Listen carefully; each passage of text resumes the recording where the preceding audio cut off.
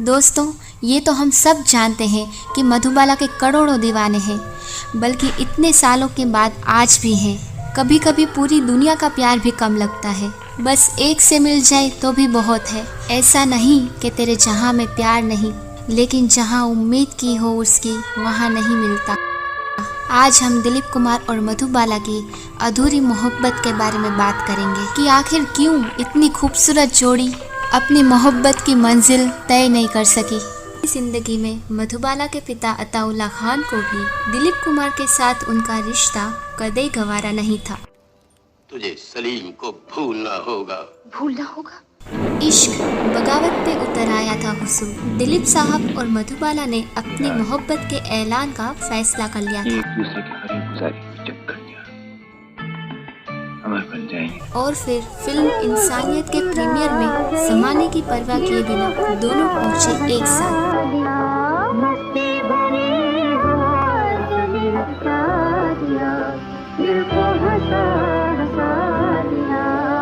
अपने पिता की मर्जी के खिलाफ जाकर मधुबाला ने हिम्मत तो दिखा दी थी। मैं आंखें डालकर अपना सारा जीवन बिता दूंगा, और जब मुझे मौत आएगी तो यहीं तुम्हारी गोद में सर रखकर हमेशा हमेशा के लिए सो जाऊंगा। नहीं, नहीं ईश्वर, मेरी तुमसे यही प्रार्थना है कि मोती के बाद मुझे जिंदा न रखना, मुझे मोती से पहले उठा लेना प्रभु। अगर दिलीप साहब जानते थे कि इस इश्क के आगे की ढकन एक आग का दरिया है और डूब के जाना है। दिलीप कुमार ने भी मधुबाला के घर अपनी शादी का पैगाम भेजने में देर नहीं की। दिलीप कुमार ने अपनी सबसे बड़ी बहन सखीना यानी अपनी बड़ी आपा को शादी का पैगाम देकर मधुबाला के घर भेजा। उन्होंने कहा कि अगर उनके पिता तैयार हों तो वो 7 दिन बाद मधुबाला से शादी करना चाहते हैं। पिता और दिलीप साहब वो 2 लोग जो मधुबाला अपनी जिंदगी में सबसे ज्यादा प्यार करती थी। इन दोनों में से किसी एक को चुनना उनके लिए नामुमकिन सा हो गया था। इस कश्मकश में दिन तो बीतते रहे, लेकिन रिश्ते के धागे खींच से चले गए। कल हमारा ब्याह हो जाएगा। कल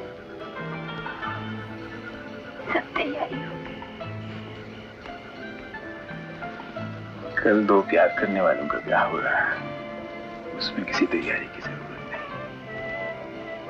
जब दिल से दिल की शादी होती है ना कमल, तो उसमें न बारातियों की जरूरत होती है न किसी हंगामे की, उसमें तमन्नाओं की बारात निकलती है। लेकिन अताउल्ला खान ने इस रिश्ते से साफ इनकार कर दिया। यारा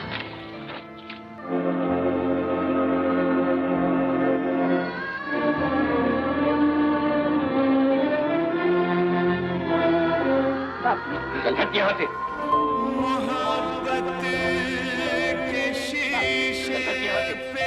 तुम यहाँ से चले जाओ। जाओ।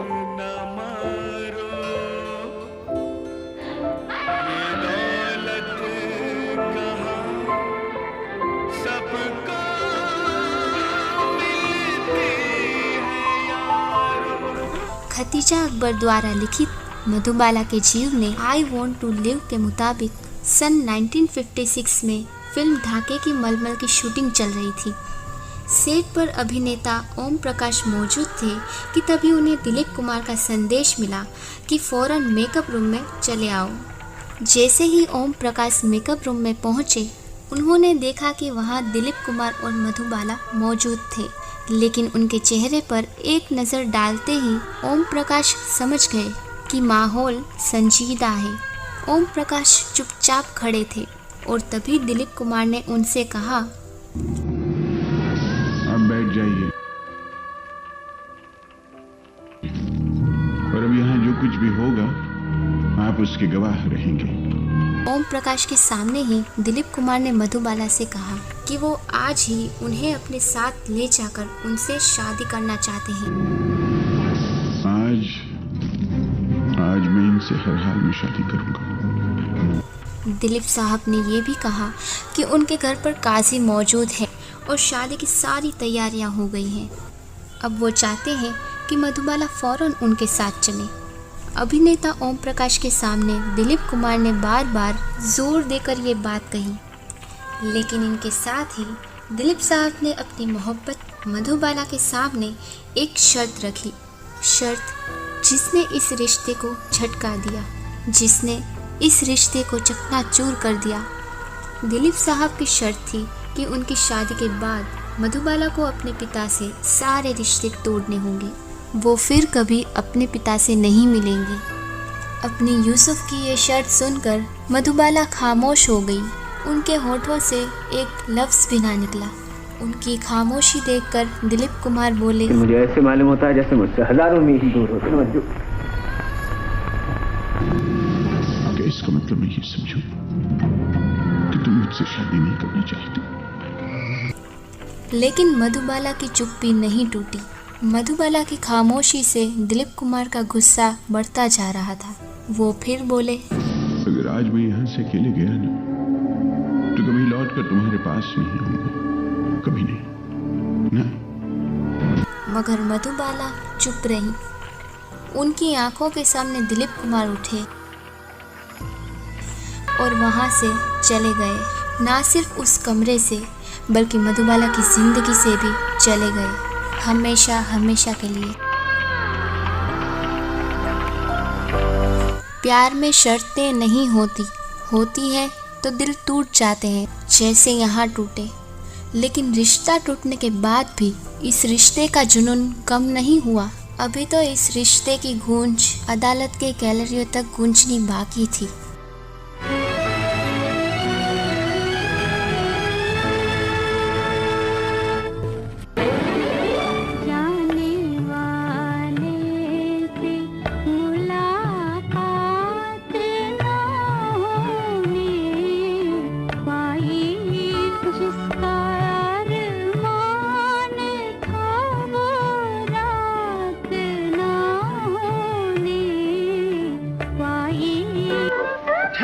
ये शादी नहीं हो सकती। दिलीप साहब मधुबाला की जिंदगी से तो बाहर चले गए, लेकिन अभी भी ये दोनों कुछ फिल्म्स में काम कर रहे थे। मुगले आजम की शूटिंग अभी पूरी नहीं हुई थी और B.R. चोपड़ा की नया दौर की आउट ऑफ शूटिंग का भी वक्त आ चुका था। नया दौर की हीरोइन मधुबाला थी। फिल्म की 40 दिन की शूटिंग भोपाल में हुई थी, लेकिन मधुबाला के पिता अताउल्ला खान ने उन्हें भोपाल भेजने से साफ इनकार कर दिया। इसकी वजह मधुबाला की खराब होती जिल्लत और साथ ही दिलीप कुमार भी थे। B.R. चोपड़ा ने बहुत समझाया, लेकिन अताउल्ला खान नहीं माने। नाराज़ होकर B.R. चोपड़ा ने फ़ौरन मधुबाला को फिल्म से निकाल दिया और वैजयंती माला को फिल्म की हीरोइन बना दिया। लेकिन B.R. चोपड़ा का गुस्सा भी कम नहीं हुआ था। उन्होंने अखबारों में नया दौर का एक विज्ञापन छपवाया। इस विज्ञापन में फिल्म के लीड कलाकारों यानी दिलीप कुमार और मधुबाला के नाम थे, लेकिन खास बात ये थी इसमें जानबूझकर मधुबाला के नाम को हटाकर वैजयंती माला का नाम लिखा गया था। लेकिन अताउल्ला खान भी कम नहीं थे, उन्होंने भी फौरन एक विज्ञापन छपवाया। इसमें मधुबाला की आने वाली फिल्मों के नाम तो थे, लेकिन नया दौर के नाम पर क्रॉस लगा था। अताउल्ला खान यही नहीं रुके, उन्होंने तो B.R. चोपड़ा पर केस ठोक दिया, ये कहते हुए कि उन्होंने गलत कारणों से मधुबाला को फिल्म से निकाला है, जबकि फिल्म की शूटिंग मुंबई में भी की जा सकती थी। जवाब में B.R. चोपड़ा ने भी मधुबाला को दिया साइनिंग अमाउंट वापस मांगते हुए अताउल्ला खान पर एक क्रिमिनल केस ठोक दिया। और फिर 1956 में आया वो तूफान जिससे शायद ये रिश्ता कभी उभर ही नहीं सका। कैसे पहुंच गई कोर्ट कचहरी तक ये खूबसूरत लव स्टोरी। योर ऑनर, मैं इन अल्फाज के खिलाफ अपनी पूरी ताकत के साथ एहतजाज करता हूँ कि मैंने कोई जुर्म नहीं किया है। तुम झूठ बोलते। मैंने आज तक कभी झूठ नहीं बोला है वकील साहब। लेकिन तमाम बहस और बयानों के बावजूद दिलीप कुमार मधुबाला के लिए अपनी मोहब्बत को नहीं छुपा सके। सुनवाई के दौरान गवाही देते हुए दिलीप कुमार ने भरी अदालत में ऐलान किया, योर ऑनर, मैं इस औरत से प्यार करता हूँ और अपनी जिंदगी के आखिरी दिन तक इससे प्यार करता रहूंगा और अपनी जिंदगी के आखिरी दिन तक इससे प्यार करता रहूंगा। मुंबई के गिरगांव मजिस्ट्रेट कोर्ट में इस केस की सुनवाई हुई और सुनवाई के दौरान अपने पसंदीदा सुपरस्टार्स को देखने के लिए कोर्ट के आसपास बेतहाशा भीड़ लगी रहती थी।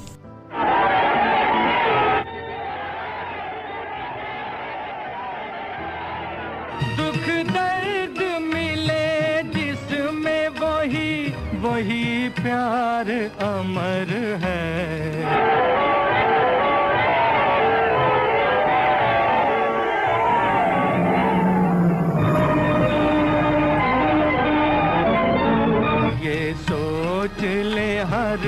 कई हफ्तों तक अखबारों और मैगजीन्स में भी यही चर्चे होते रहे। इस केस की सुनवाई मजिस्ट्रेट RS वारिक की अदालत में हुई।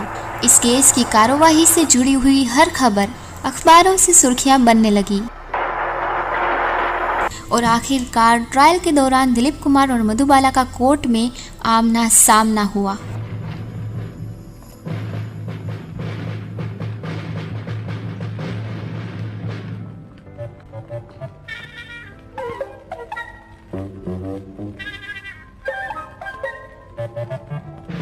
सवाल ये था कि इस केस में दिलीप कुमार किसका साथ देंगे? क्या कोर्ट में वो मधुबाला के खिलाफ बयान देंगे? मैं तनिक कुछ सेवा करने का साहस कर सकता हूँ। नहीं। योर ऑनर, मैं अपने मुकदमे की खुद पैरवी करने की इजाजत चाहती हूँ।